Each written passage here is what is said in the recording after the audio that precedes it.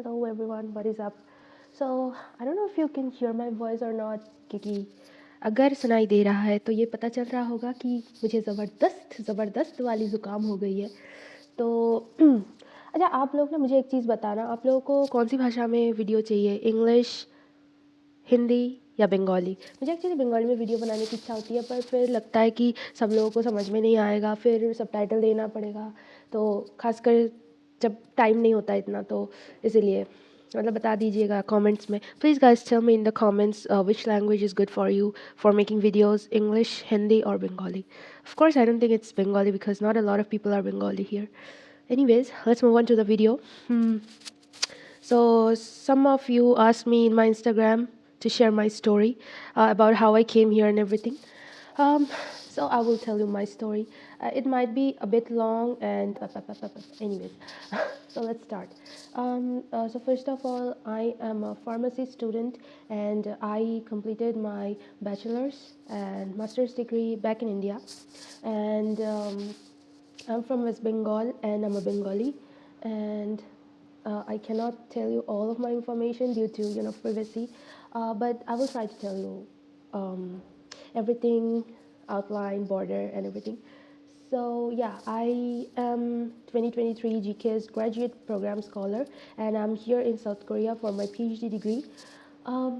So but like 2 years ago I didn't have any plan to do like I had actually after my master's I started working immediately because after your this is the thing that maybe I don't know if only it is my thinking or anything, but when you are a fresher and you are studying then तो क्या होता है कि एक as होता है, fresher का भी एक एज होता है. मैंने देखा है मेरे कुछ सीनियर्स को जो कि मतलब अगर आप टेक्निकल लाइन से नहीं हो या साइंस बैकग्राउंड से नहीं हो तो क्या होता है आप हो ही सकता है कि आपको पढ़ना है और ज़्यादा काम में आपको उतना ये अभी है नहीं कि रिक्वायरमेंट नहीं है तो आपको पढ़ना है. तो क्या होता है उसके बाद जब एक सर्टेन एज लिमिट के बाद लाइक 25-26 के बाद जब वो जॉब सर्च का शुरू करते हैं तो तब बहुत सारी कंपनियां आपको पूछती है कि why did you take so long to join a job और something like that. Mostly corporates ये सवाल पूछती है कि आपको इतना टाइम क्यों लगा, लाइक इफ़ यू आर 25-26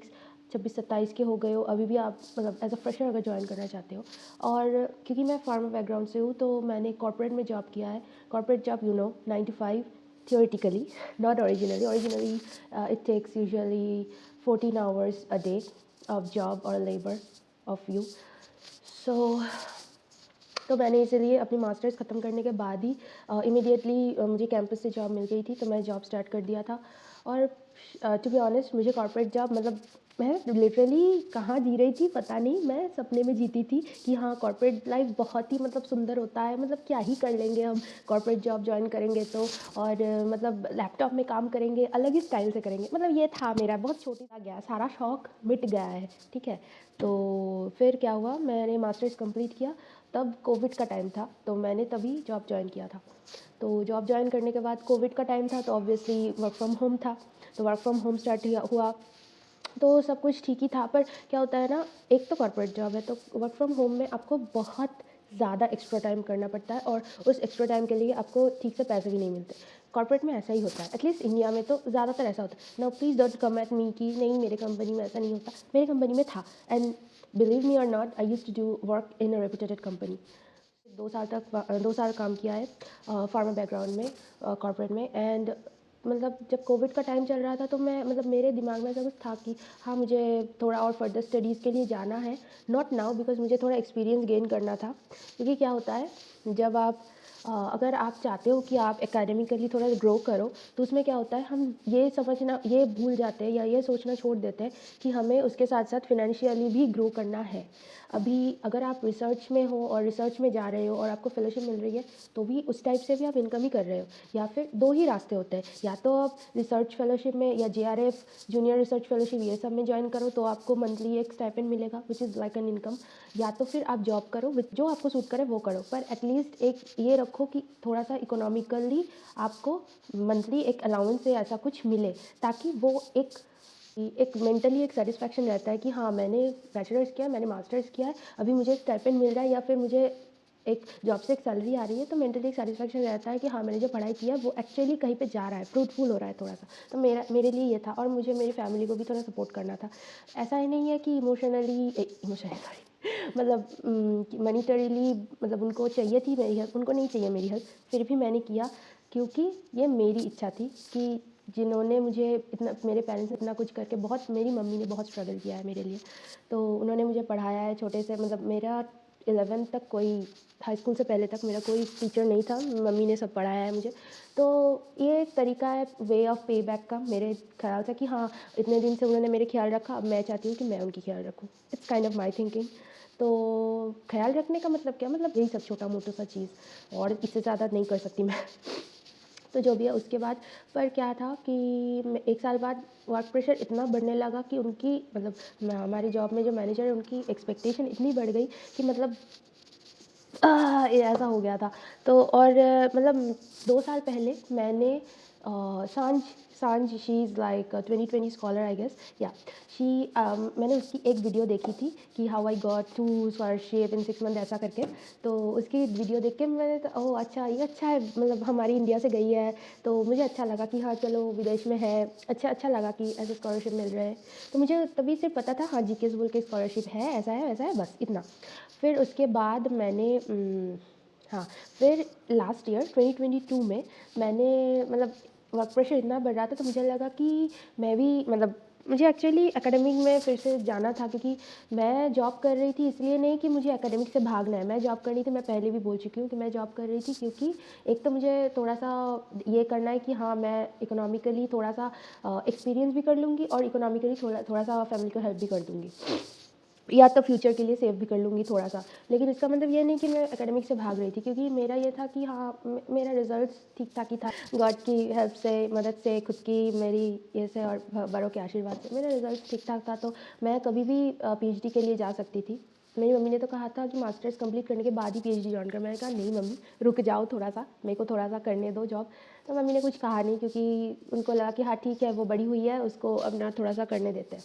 तो मैंने वो किया 2 साल। उसके बाद लास्ट ईयर मुझे इतना वर्क प्रेशर था कि मतलब I was like 15 hours a day I was working, और मतलब बहुत ही ज़्यादा, even though it was work from home, it was so much pressure, and you know how corporate works, most of you know how corporate works. So ऐसा था। तो यही सब करने के बाद तो फिर मैंने सोचा कि let's give it a try. फिर मैंने सारे स्कॉलरशिप्स देखना शुरू किए, तब भी मुझे याद नहीं था कि हाँ जीकेएस भी एक है।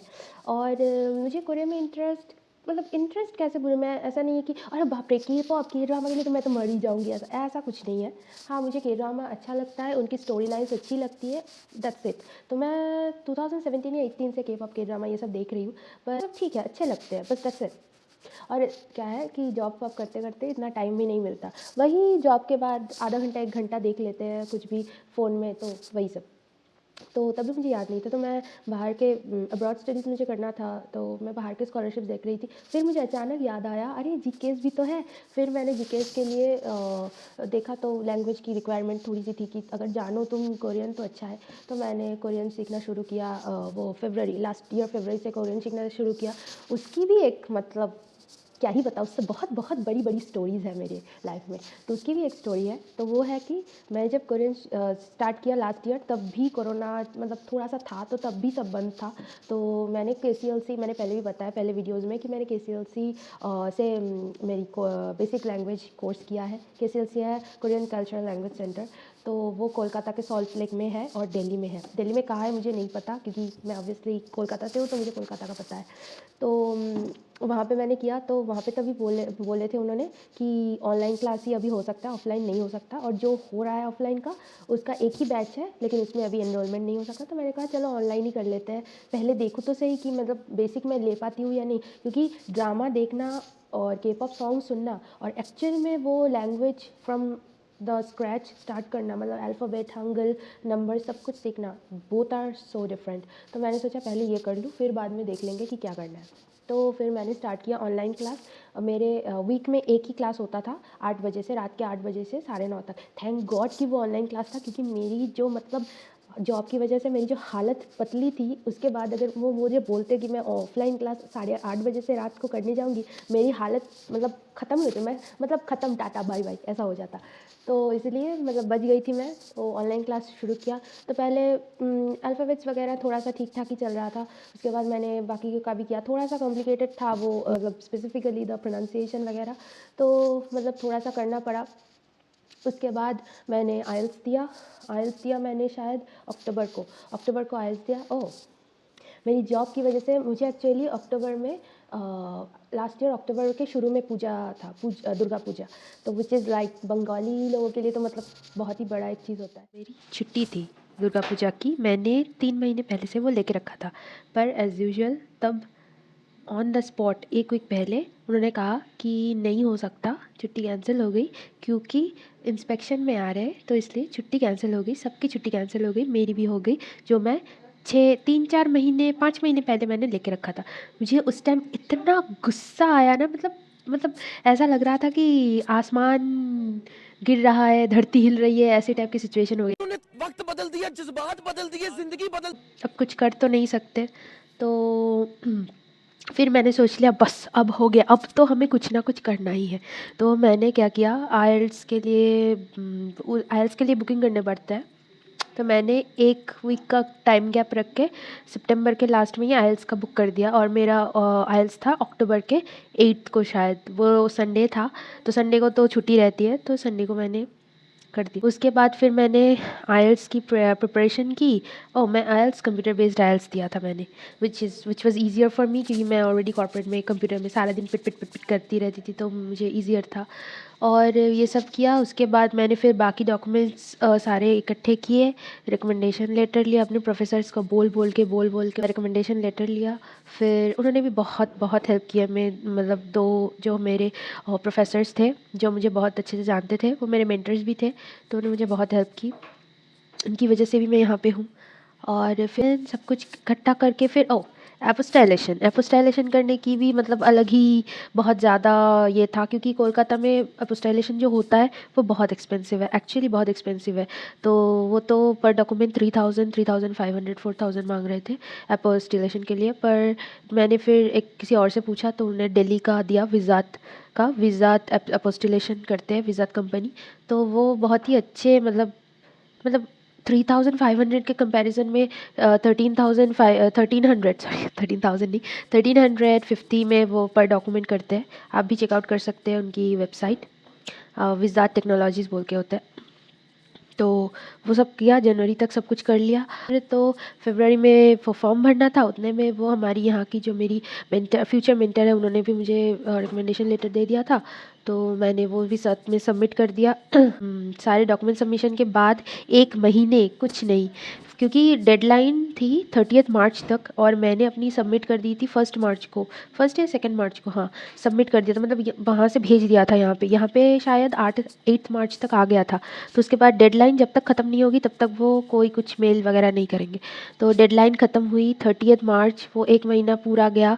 उसके बाद अचानक 16 या 17 अप्रैल को मेल आता है कि yes your documents have been selected, you have been selected for the interview GKS. वो भी मतलब संडे को मेल आया, संडे को रात 8:30 बजे इंडियन टाइम के मेल आया, नहीं 5:30 6 बजे शाम के मेल आया कि कल इंटरव्यू है। मतलब संडे को मेल आ रहा है, मंडे को इंटरव्यू है। मैं तो मैंने मतलब कि ऐसा होता है ना कि अगर आप किसी चीज़ में अप्लाई करते हो तो बार बार उस चीज़ के बारे में सोचते रहते हो या मेल चेक करते रहते हो, तो वही मैं कर रही थी। तो संडे को अचानक आ गया, तो मैं तो मतलब शॉक ही हो गई। उसके बाद फिर हाँ, उसके बाद फिर इंटरव्यू हुआ, उसके बाद फिर 1 महीने की नहीं, उसके बाद 1 या 2 वीक के अंदर अंदर हमारा इंटरव्यू रिजल्ट आ गया था, क्योंकि वो पर्सनली वो उन्होंने बताया था कि your interview has been done and you have been successfully selected for the first round. और वो एक्चुअली कुछ कुछ यूनिवर्सिटी अपने यूनिवर्सिटी साइट में अपलोड करते हैं, कुछ कुछ ओनली मेल पे बताते हैं, कि उनका अलग खुद का है। और एम्बेसी ट्रैक के शायद वो एम्बेसी के साइट में दे देते हैं, जो भी एम्बेसी ट्रैक से जाते हैं। फिर यूनिवर्सिटी ट्रैक से जो जाते हैं उनके यूनिवर्सिटीज़ यूजुअली रिजल्ट्स पब्लिश करते हैं फर्स्ट राउंड के बाद। फिर 1 महीने का फिर इंतज़ार, उसके बाद में जून के पहले, जून फर्स्ट में शायद सेकेंड राउंड का रिज़ल्ट निकला। और यूनिवर्सिटी ट्रैक के लिए second round is almost final round, मतलब सेकेंड राउंड में जो जो सिलेक्ट हो गए वही फाइनल होता है, क्योंकि थर्ड राउंड जो होता है वो एक्चुअली एमएससी और यूनिवर्सिटी ट्रैक के मिला के जो फाइनल स्टूडेंट्स होते हैं उनका लिस्ट निकलता है। तो यूनिवर्सिटी ट्रैक के लिए second round result is the final result actually. तो सेकेंड राउंड रिजल्ट जब मतलब एक्चुअली यूजुअली जून फर्स्ट में निकल जाता है, हमारे टाइम पे पता नहीं क्या हुआ, 10 दिन हो गए नहीं निकले। हमें तो शुरू हो गया कि पता नहीं क्या हो गया इस बारी, इतना देर क्यों लगा रहे हैं ये लोग। तो उसके बाद ट्वेल्थ को फाइनली फाइनली मतलब जिसके लिए जिसका हमें था इंतज़ार वो पल आ गया। तो उसके बाद मतलब तब जो रिलीफ, जो खुशी मिली इतनी खुशी ऐसे टाइप का हो गया था। तो जो खुशी मिली वो तो था ही, मतलब पता है इंतज़ार करते करते वो जो इंतज़ार का जो टाइम है ना, वो जो वेटिंग है वो बहुत ही ज़्यादा ख़तरनाक है। मतलब वो टाइम सबसे ज़्यादा डिफ़िकल्ट है। और एक चीज़ क्या है, तब मैं मतलब फर्स्ट राउंड रिज़ल्ट के बाद उसके बाद मैं सोच रही थी कि हाँ जॉब छोड़ना है, अब जॉब छोड़ देना है।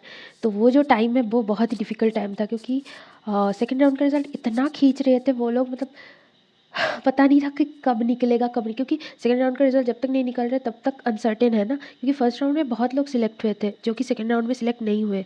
तो वो बहुत ही ज़्यादा बुरा लगने वाला चीज़ है। तो जो भी है फिर क्या, फिर तो बस हो गया। उसके बाद फाइनल राउंड का रिज़ल्ट निकला, वो भी निकला शायद जून 30 या जून 30 में निकला। फिर हमें सारी चीज़ें डॉक्यूमेंट्स वगैरह फिर से उन्होंने जो जो मांगा देना पड़ा, टीवी टेस्ट करना पड़ा। उसके बाद बस फिर अगस्त के मिडल में उन्होंने फ़्लाइट टिकट भेज दिया, अगस्त 20 ऐसा फ़्लाइट टिकट भेज दिया। और फिर क्या 30 अगस्त को, मैं अपनी बात कर रही हूँ कि 30 अगस्त को हम आ गए यहाँ पे, 31 को आ गए, 30 को मेरा फ़्लाइट था, 31 को आ गए। तो यही था मेरी जर्नी, मेरी स्टोरी, कुछ ज़्यादा ही बड़ा है। तो जब दैट्स इट, मिलते हैं अगली वीडियो में। अगली वीडियो भी जीकेस वाली होने वाली है। तो मैं सोच रही हूँ how to search university file ऐसा कुछ बनाऊँ। तो ओके, बाय बाय।